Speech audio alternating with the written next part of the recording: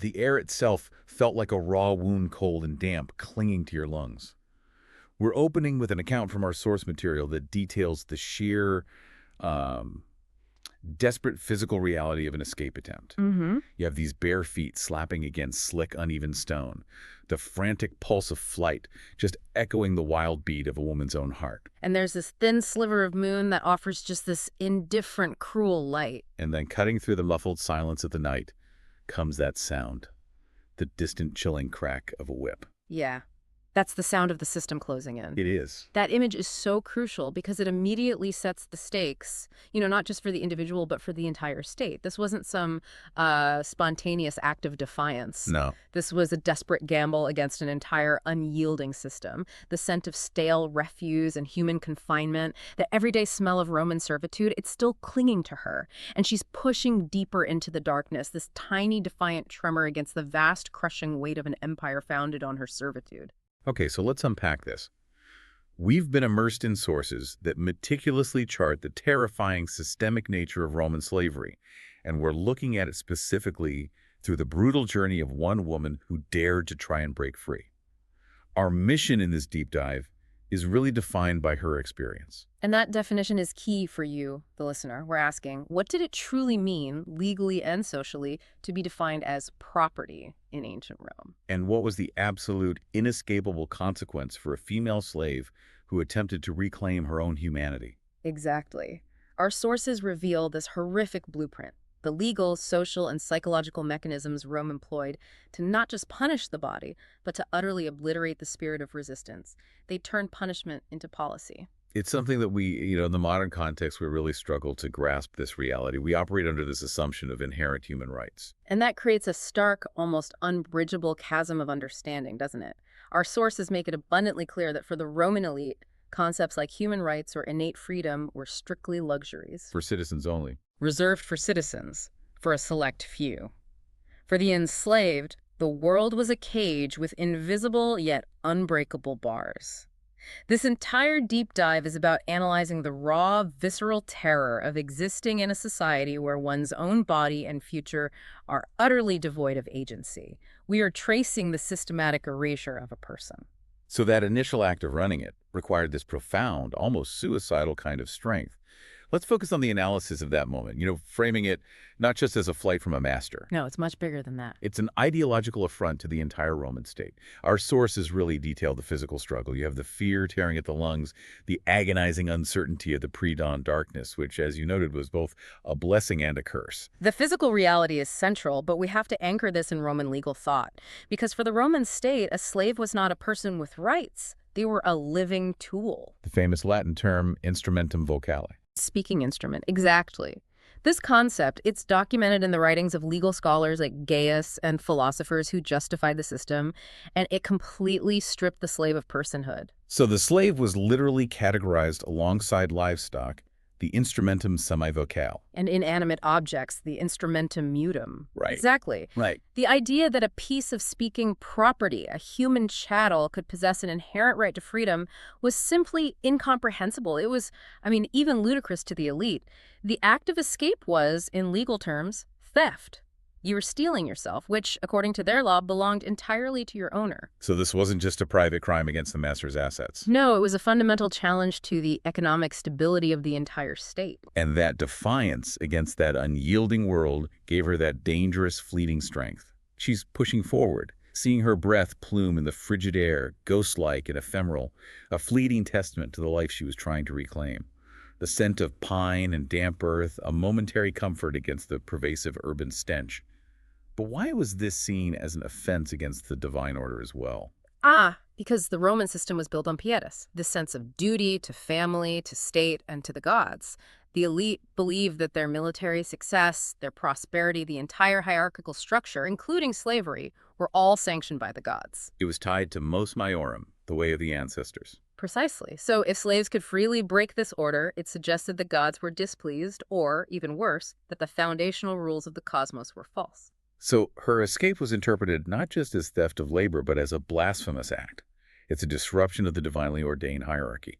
And that, I guess, elevates the punishment from simple retribution to a required act of purification and public terror.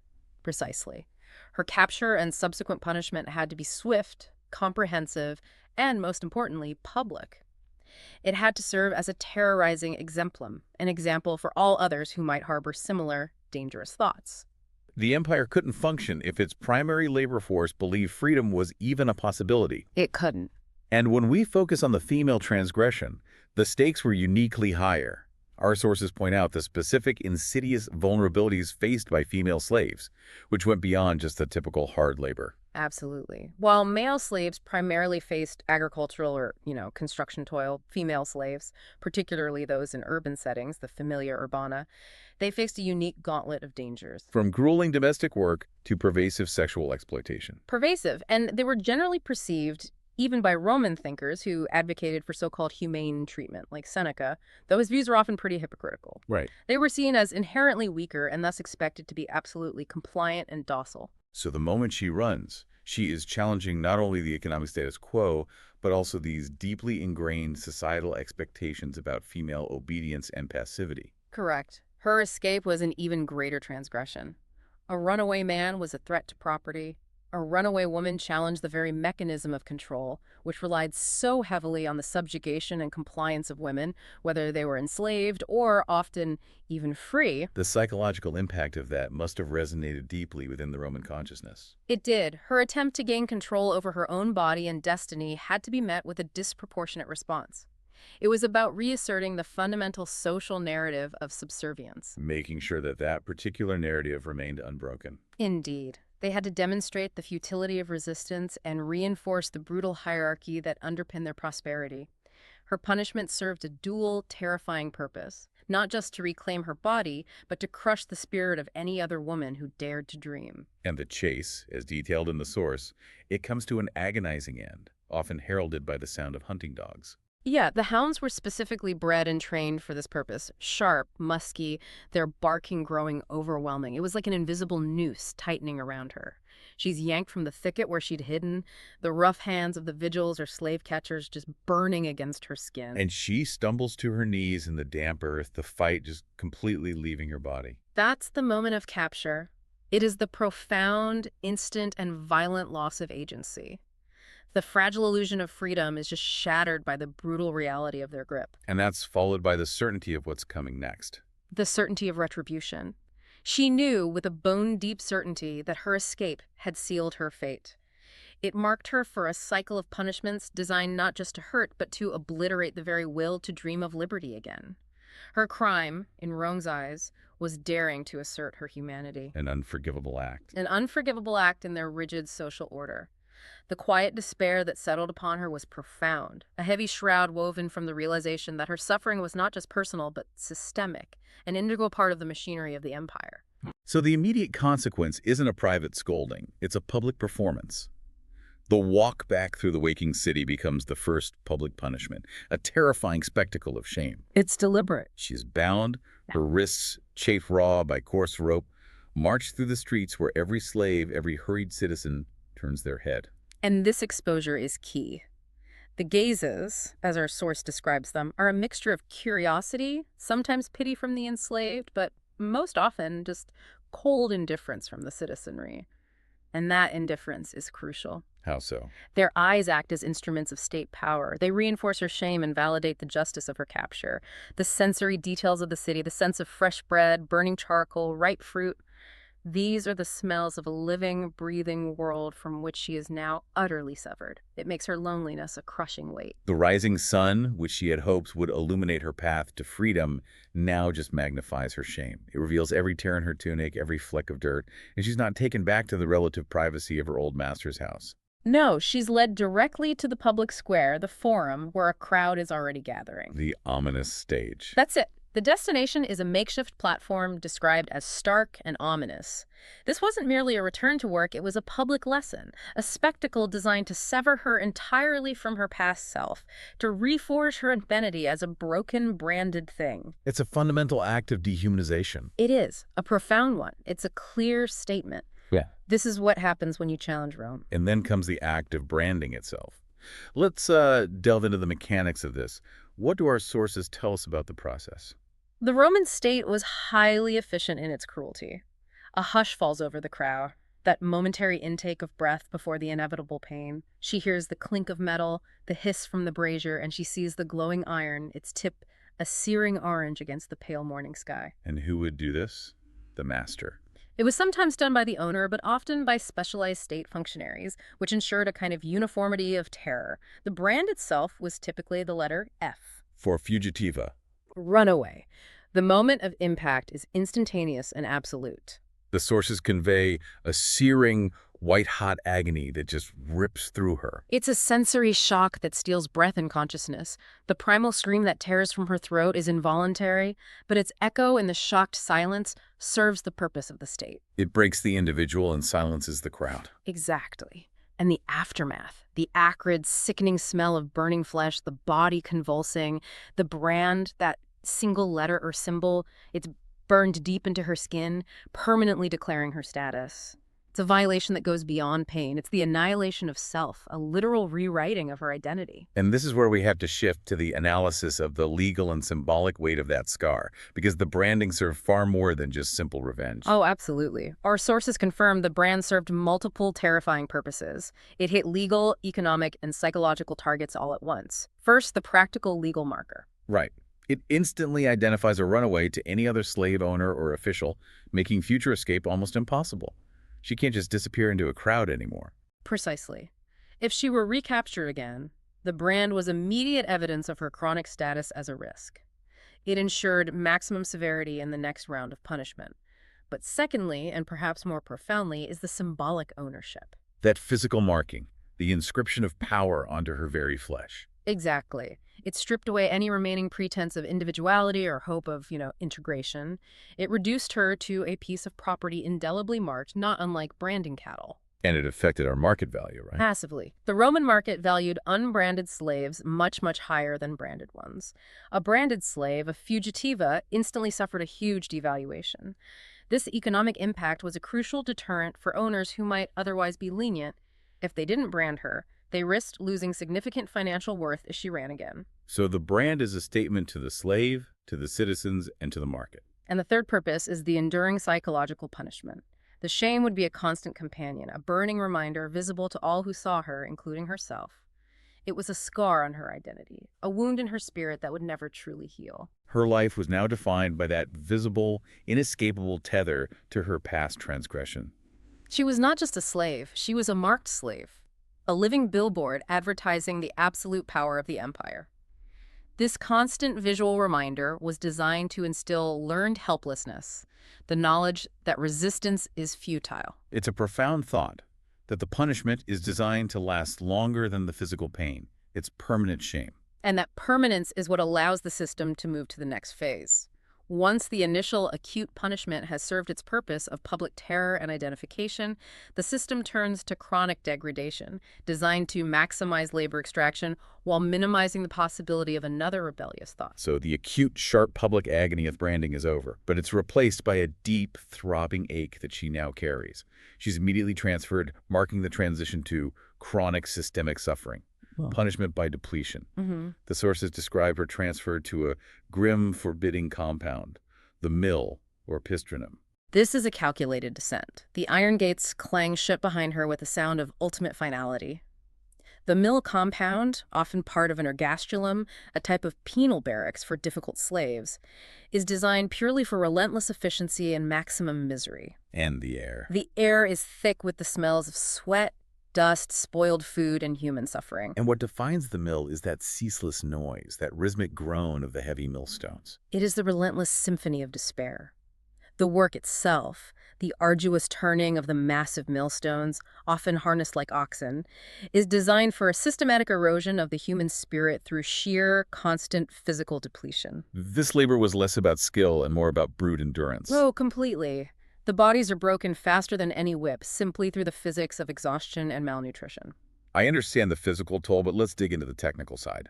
What were the logistics of this kind of penal labor, and why was the mill such an important economic element that it necessitated this level of cruelty? Well, the mill was essential for feeding the vast Roman populace and the legions.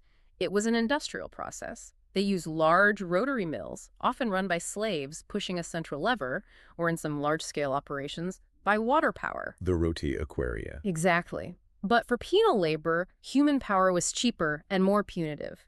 Slaves were often shackled to the stones to prevent escape and maximize efficiency. Shift work was constant, ensuring the millstones never stopped. And the relentless dust from the grain grinding, that must have caused terrible health problems. Absolutely. Our sources vividly describe how the fine, gritty flour and stone dust permeated everything. It coated the lungs, leading to chronic respiratory illnesses, what we'd now recognize as silicosis. It also caused severe dental erosion from the grit mixing with their meager food. And blindness. Often led to blindness, due to eye infection and constant irritation. Every breath became a gritty effort, and a slave's voice would become permanently hoarse, their hands raw and blistered. The bitter irony, as you noted, is that the very food that sustained the empire was produced by the destruction of these human bodies, ground down much like the grain itself. Yet even here, in the depths of this despair, the source material offers glimpses of resistance, what you call whispers of defiance. They are crucial because they show the spirit isn't completely gone, it's just deeply buried. These are minute assertions of individuality, small acts of solidarity. Like what? A shared glance with another woman, a silent acknowledgement of mutual suffering, or perhaps the almost imperceptible slowing of the millstone when the overseer, the monitor, wasn't looking. Dangerous games. Very dangerous, but necessary to retain the faintest shred of humanity. But the system is relentless in reinforcing its power. The narrative mentions the arrival of a new, younger woman, also bearing the angry brand of a runaway. And that arrival is the grim confirmation of the cyclical nature of their fate. It proves that no matter how many escape, the machinery of the empire will always reclaim them, break them, and throw them into the same grinder. It confirms the system is larger and more powerful than any individual will. It reinforces the fear. It reminds them that they are replaceable. And that shared pain eventually gives way to a deeper dread. The metallic tang of fear mingles with the dust as whispers circulate among the mill workers. Repeat offenders or the particularly rebellious were being sold off to the mines. The word metallum hung in the air like a death sentence. This is the third brutal punishment, the ultimate underground hell. The mine represented the final destination for the truly intractable. In the mill, there was chronic exhaustion. In the mine, there was acute, intentional annihilation. The state viewed mines as places where bodies were consumed by the earth. And life was measured not in weeks, but in hours of remaining usefulness. Why was the mine considered so much worse than the mill? Because the goal was different. Mines, especially state-owned ones, were places of pure extraction and punishment. They were the empire's ultimate solution for the intractable. Bury them alive in the service of its insatiable needs. Our sources detail the move. A long, arduous journey in a jostling cart toward a desolate landscape of stark, raw earth scarred by human toil, with the mine entrances looming as gaping mouths in the side of a mountain. The landscape itself was a monument to suffering. And then the descent into that subterranean reality. She is pushed inside where the darkness is absolute, a heavy, suffocating blanket. The only illumination comes from flickering oil lamps, casting these grotesque dancing shadows that just intensify the fear. The air is thick with damp earth, sweat, and human waste, mixed with the fine, toxic particulate from the rock itself, lead, copper, silver. We need to analyze the specific physical and mental torment here. This isn't just digging. No. The labor is a slow, deliberate form of self-annihilation. Roman mining technology involved constant, repetitive effort, often in cramped, unstable tunnels.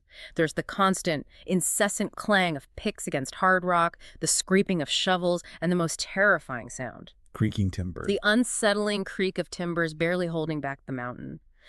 The work demanded heavy lifting, often performed by shorter slaves or children in the tightest shafts, ensuring maximum utility from every body shape. The physical demands are obvious, but what was the specific psychological goal of this environment? To extract not just wealth from the earth, but to extract every last spark of humanity from the enslaved, to render them utterly incapable of resistance or even independent thought. Wow. The relentless demands, coupled with the sensory deprivation of the darkness and the constant knowledge of imminent danger, conspire to create a state of cognitive exhaustion. The mind focuses only on the next breath, the next swing of the pick. It reduces the individual to pure, reactive physical instinct. And the constant, literal threat of death. The sources detail a specific incident of a collapse. That incident, a terrifying, common occurrence in Roman mines, where engineering was often prioritized over safety, is the stark, final reminder of the absolute expendability of a slave. A dull thud echoes through the tunnels. A section of the shaft collapses, trapping and instantly killing several workers. And the guards. Indifferent to the lives lost, they were focused only on securing the remaining workers to prevent panic or further stoppage of work. The air, thick with dust and the stench of pulverized rock, carried the fresh odor of death. The cold truth was that here, human life was worth less than the ore the earth yielded.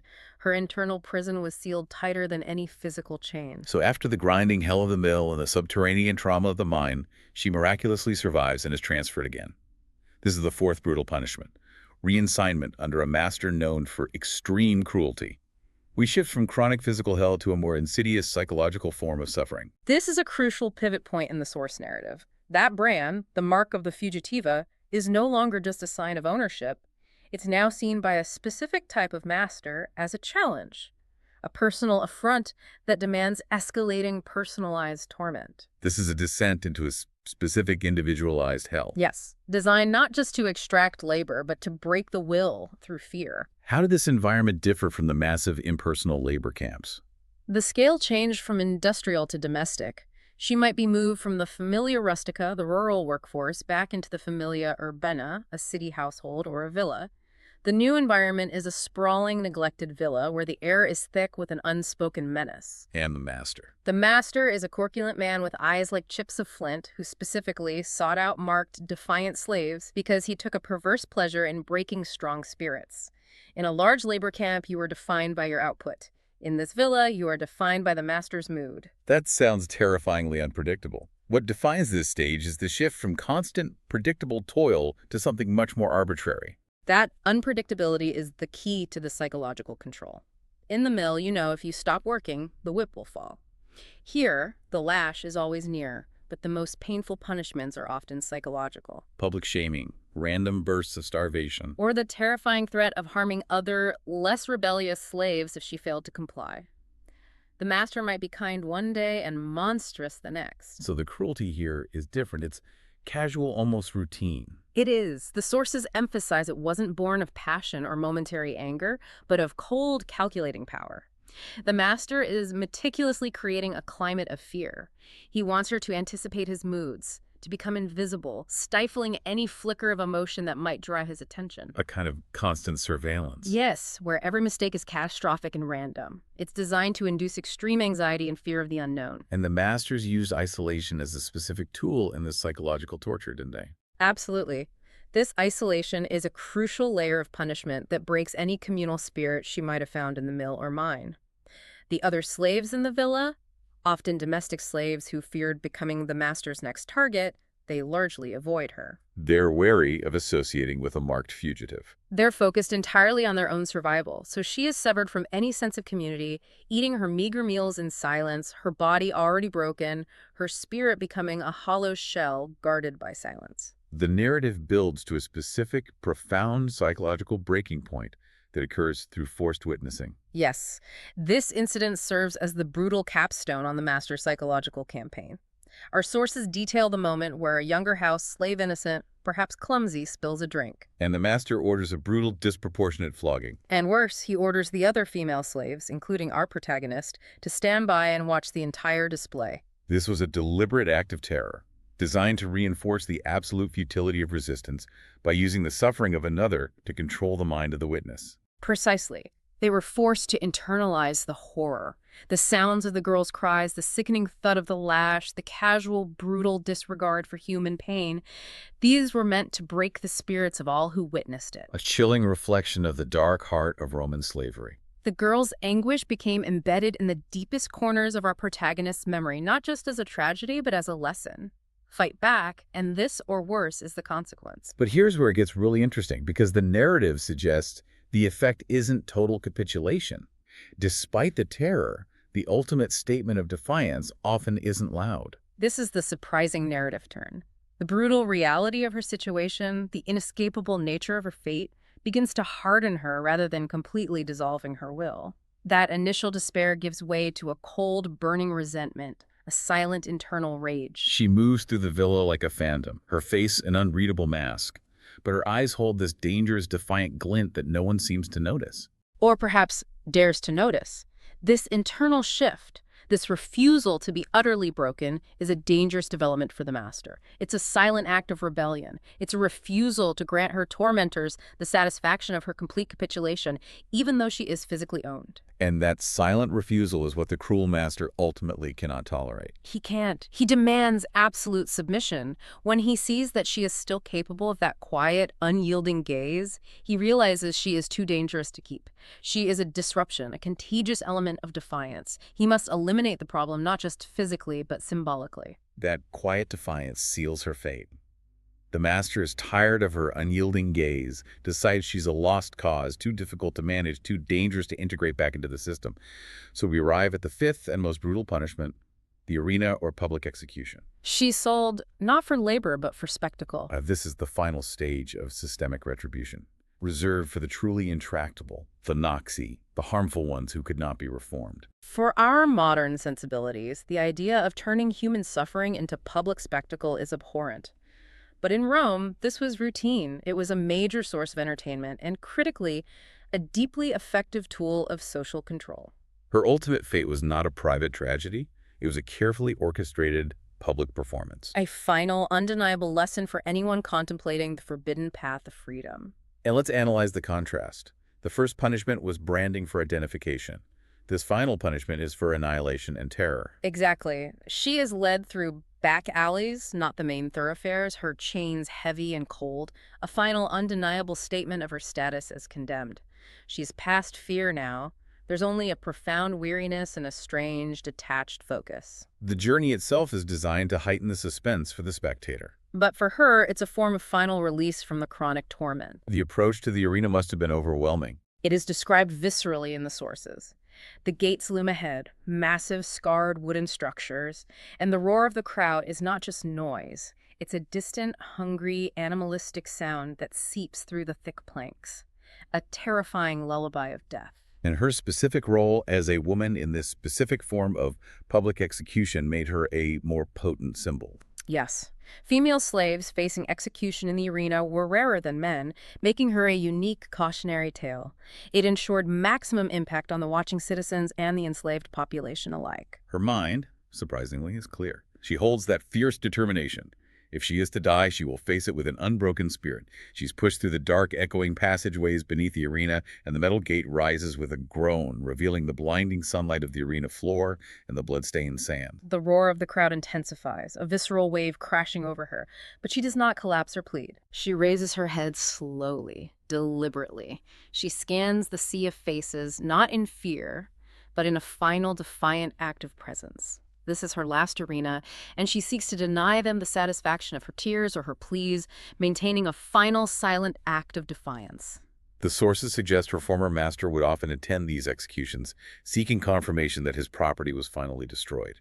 He watches with cold satisfaction, believing he has succeeded in breaking her completely. But he hasn't. This is the ultimate terrible irony of the narrative. Her spirit remains untamed, a small, stubborn flame flickering against the vast darkness of their power.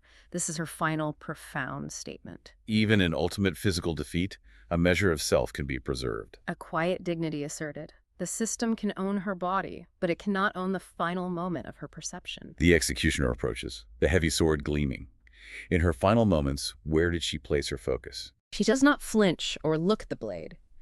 The sources describe her eyes fixed not on the executioner or the baying crowd, but on a distant point beyond the arena walls, on the faint, hazy outline of the hills she had once tried to reach in her flight.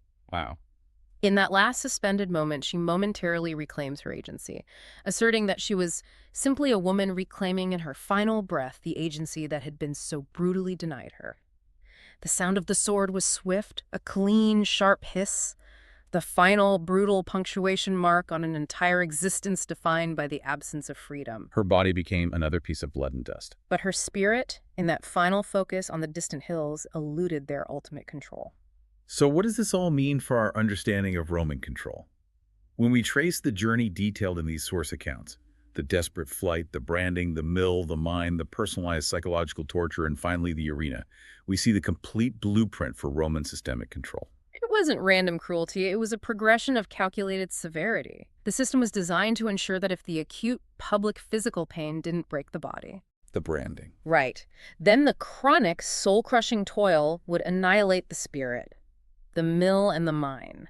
And if that failed? The targeted psychological terror would crush the will and sever community ties, the cruel master. And it all culminates in a public display to terrorize others, the arena. The profound lesson of the source material is clear. Roman slavery was not merely a labor system defined by economic necessity. It was a massive, multi-layered machine designed for the total annihilation of human hope and identity. Her suffering, which we have meticulously tracked, was not just personal. It was systemic, an integral, calculated, and crucial part of the machinery of the empire's maintenance. And this brings us back to the normalization of that brutality. It's the cold indifference of the machine that truly chills you. The fact that citizens watched, that guards carried out orders impassively, and that fellow slaves were forced to exist within that moral landscape. Which leads us to our final provocative thought for you to consider. The greatest horror in these sources might not be the direct cruelty inflicted on the protagonist. It might be the cold indifference of the crowd, the guards' impassivity, and the fellow slaves forced to watch the brutal flogging of that younger girl. So, in a system built entirely on the public performance of brutality and the systemic denial of human worth, we have to ask ourselves, what is the ultimate moral price paid by the spectators and the enforcers, the seemingly free people? And how does that shared normalization of violence truly define the moral landscape of an empire and that saw itself as the pinnacle of civilization? It's a question of complicity and consciousness. One worth exploring long after the dust settles on the arena sand.